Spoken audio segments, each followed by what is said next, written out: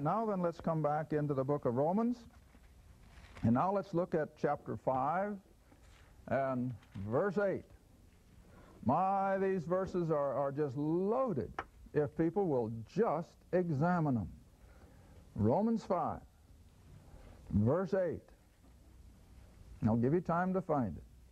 Romans 5, verse 8.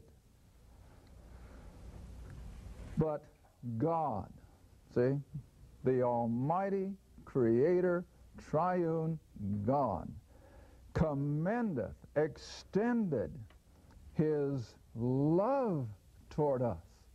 See, everything is based on His love. This is the reason, in fact, it came up in one of my classes just the other night, and it's always a valid question. Why did God create mankind if He knew, and He did, that man would become such a disappointment? When he would just become such a rebel and create such a catastrophe on the planet. Why did God ever create him in the first place? To have someone he could love and a creature who could respond to that love. Now that's the whole idea, as I've said so often, of the marriage relationship.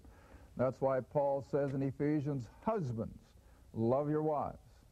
Extend that love to the female of the species, and God has put within her a what? A responder. And she will respond to that love. Now that's what God does in the big picture to the whole human race. He extends His love. That was the whole idea of the cross, that He loved us and gave Himself for us.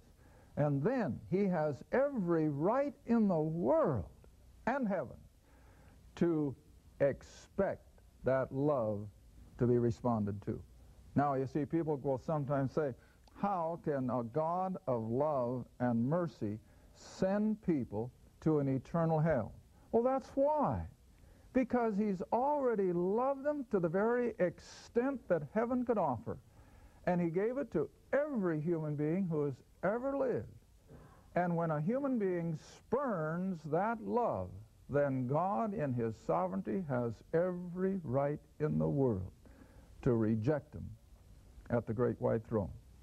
And that's why I stand here and teach that this book was given the human race for basically the sole purpose of helping people to escape this wrath of a righteous God.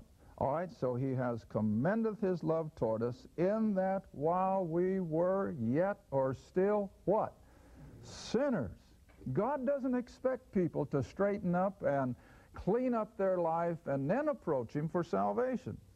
You know, I've had people tell me, and Iris had people tell, well, if I can just do this, and if I can just clean up my life, if I can get rid of this habit, then I'll get saved. That's not the way God works.